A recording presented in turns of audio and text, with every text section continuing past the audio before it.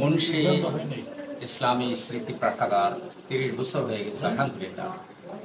আমাদের লন্ডন প্রবাসী এবিএম নাসিম ভাই মূলত তার বংশে যারা আছেন সবাইকে নিয়েই এই দিনই কাজগুলো পরিচালনা করেন। এই পাঠাগারে তারা এই পুরো এলাকায় জ্ঞান বিতরণের কাজ করছেন এবং আনন্দের বিষয় হলো অমুসলিমদের মধ্যেও কোরআন কারীমের অনুবাদ এখানে বিতরণ করা হচ্ছে, যেন অমুসলিমদের কাছেও দিনে দাওয়াত ছড়িয়ে পড়ে। প্রতি বছর তিনি যখন বিদেশ থেকে আসেন, তার আত্মীয় স্বজনরা আসে, সবাই মিলে আসলে এখানে একটি তাফসীরুল কোরআন মাহফিল তারা আয়োজন করে থাকে এবং আলহামদুলিল্লাহ বাংলাদেশের বিখ্যাত সকল আলেমকে দিনে আনার চেষ্টা করেছেন।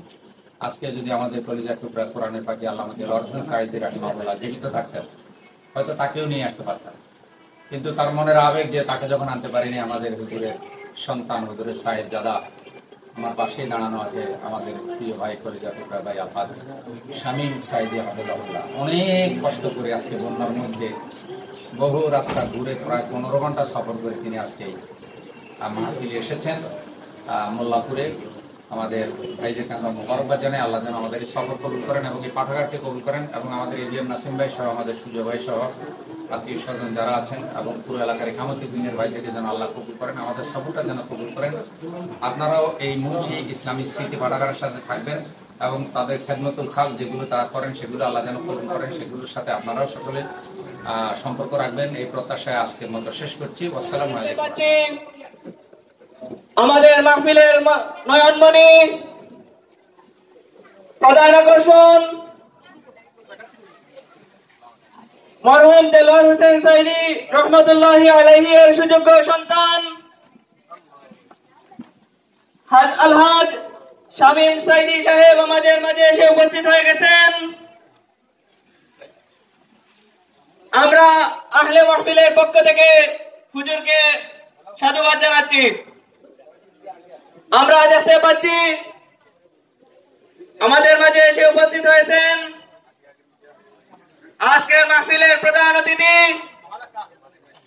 হযরতুল আল্লাম হযরত মাওলানা ফখরুদ্দিন সাহেব, চেয়ারম্যান কুরআন সুন্নাহ রিসার্চ সেন্টার ঢাকা।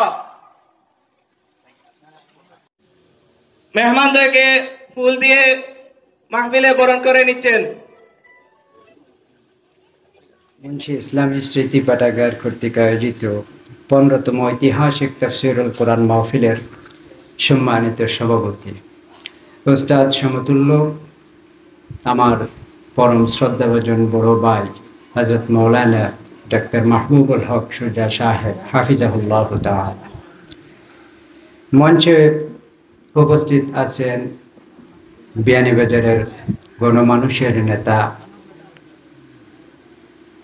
হযরতুল আল্লাম মাওলানা ফয়জুল ইসলাম সাহেব হাফিজাহুল্লাহ তাআলা, আমার সামনে উপস্থিত অত্র এলাকা থেকে আগত আমার প্রাণপ্রিয় দ্বীনী ভাইয়েরা, পর্দার আড়ালে অবস্থানরত আমার সম্মানিত মা এবং বোনেরা, আসসালামু আলাইকুম ওয়া রাহমাতুল্লাহি ওয়া বারাকাতুহু। আন্তর্জাতিক খ্যাতিসম্পন্ন মুফাসসিরে কোরআন, সমস্ত পৃথিবীর মুসলিম উম্মতের নিয়ামত, আমাদের সকলের কলিজার টুকরা শহীদ আল্লামা দেলোয়ার হোসেন সাঈদী রাহিমাহুল্লাহ তাআলার সুযোগ্য সন্তান আলহাজ শামীম সাঈদী ভাইয়ের অপেক্ষায় আমরা সময় পাস করতেছি। অনেক কষ্ট করে ভাইজান আসতেছেন আমাদের সামনে, শুধু দ্বীনের জন্য, ইসলামের জন্য মহব্বত করেন একে অপরে। আমরা দুনিয়াবি কোনো উদ্দেশ্যে এত লম্বা সফর উনি করতেছেন না। ওনার সাথে আছেন আন্তর্জাতিক খ্যাতিসম্পন্ন মুফাসসির কোরআন ওস্তাদ সমতুল্য হযরতুল আল্লাহ মাওলানা ফখরুদ্দিন আহমদ হাফিজাহুল্লাহ তাআলা। আমরা সকলে দোয়া করি ওনাদের যাতায়াতের জন্য, আল্লাহ সুবহানাহু ওয়া তাআলা যেন ওনাদের যাতায়াতকে আসান করে দেন, সহজে আমাদের মঞ্চ পর্যন্ত পৌঁছাই দেন। সকলে বলি আমিন।